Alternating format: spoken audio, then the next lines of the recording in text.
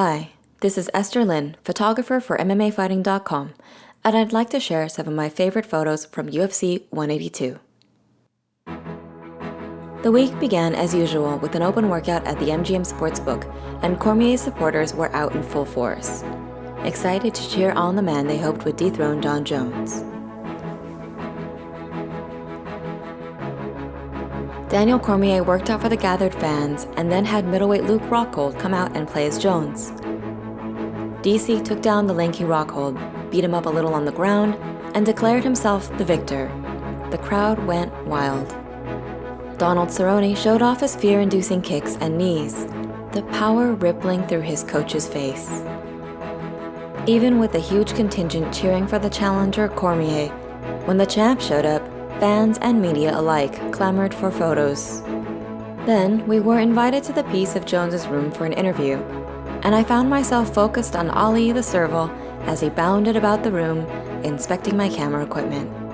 We then went to Daniel Cormier's for an interview, and as always, found ourselves in a discussion about pro wrestling by the end. The following day was filled with more interviews and more scrums. I wandered about the ballroom looking for interesting moments, and I got Hector Lombard to pose for this portrait for me. In the cage, he's intimidating, but you wouldn't know it here. And of course, after that melee in August, we were waiting for the face-offs. There would not be a brawl, but the heat was still there as Jones whispered something to Cormier that made him boil. At weigh-ins, new UFC signee CM Punk answered questions for Fight Club members and amusingly handled questions from some very intoxicated fans. He sat down and I felt like he was going to scold the drunken fans, and in a way he did. Also, a fan asked him to choose one band to rep from a list, and without hesitation, he picked Minor Threat. Good call. The tension was ripe when the main event took the stage and the room roared as Jones stepped on the scale and Cormier bounced up and down, breathing heavily with Dana White ineffectively trying to calm him. They had an odd, non-face-off face-off, but for me, it was unique and just as exciting this way. Fight night. And we start the evening with Marion Renault's impressive UFC debut over Alexis Dufresne. The night continued with another great debut from the much-hyped Cody Garbrandt, who lived up to expectations with an exciting TKO win over Marcus Brimage. A few seconds here won't do the story justice, so read my colleague Chuck Mendenhall's wonderful feature on Garbrandt's promise to young leukemia survivor Maddox Maple. The violence continued in the preliminary bouts as Paul Felder roughed up and then flattened Danny Castillo with a spinning back fist, though you can't tell here because this is just the luck of angles. But for me, the stiff body of Castillo falling to the canvas is just as violent as an impact, and certainly more frightening in image. When the pay-per-view began, the pace of the fight slowed and Cerrone seemed to feel pressure to bring the night back up to speed. But Jury wasn't being a fun dance partner, so Cerrone took it upon himself to punish the young man with what he later dubbed "fuck you" kicks. Finally, the main event was here. I watched Cormier ascend the stairs, the weight of so many hopes on his back.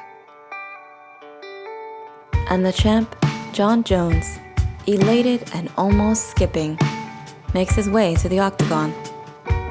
After the announcements, Jones crouches for the start of the match. The crowd's roar quiets to an anxious rumble. The challenger Cormier comes out swinging, tagging the champ repeatedly. The arena shook, fans wild with each possibility that the title could change hands. But Jones made investments throughout the fight with body strikes and began to inch back into control. Slowly but surely, he slowed DC down. Jones has a penchant for beating foes at their own game, and as he eroded Cormier, the champ took the Olympic wrestler down over and over again.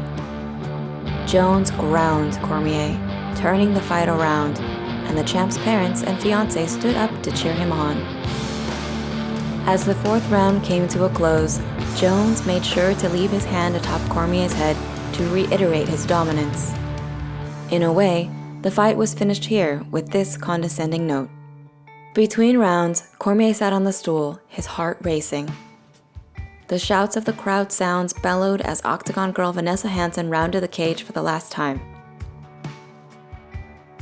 Jon Jones looked up into the air. What would be on his mind right at this moment? And the 5th round came and went. At the end, Cormier looked at Jones walk away with such disappointment, like the hero of a film watching the villain ride away on the back of a passing freight train. It was over. Nothing more could be done tonight. Though Cormier still looked at Jones, already desiring another shot. As Jones's hand was raised, all that bottled emotion finally poured out and he yelled. Maybe he was conserving aggression for the fight, earning the right to do his lion's roar only after winning. Like he had after the champion felt he'd won what he considered to be the first victory against Cormier in the lobby brawl of the MGM Grand months before. Posing with his team, Jones screamed again and his coaches beamed, so proud. True to the nefarious nature he is finally embracing, Jon Jones slows down as he exits the arena to watch the video feed of Daniel Cormier walking off in defeat. A wry, satisfied smile hidden in his eyes. In the post-fight press conference, the Feld challenger was asked how he felt. After all this, decades of working for the pinnacle in each sport and coming short yet again, and Cormier broke. His voice cracked and his eyes welled. There was a heavy heartache in the press room. We felt a cumulative sorrow for this dashed hope. And then, looking above our heads, Jones answered our questions. The possible greatest of all time would not relent any respect to Cormier, even after all was said and done. Jones spoke. I know if he would have won, he would have been up here talking all types of trash, so I don't feel sorry for him. This is combat. But Jones is wrong. I'm confident Daniel Cormier would have been complimentary to Jones if he'd won. But the champ feels this way, so you have to wonder what his reality is. What Jones sees when he surveys the media staring back at him as he declares such harsh things. What does Jones see when he is looking past us? This unmatched talent, finally accepting the dark shadow of his power.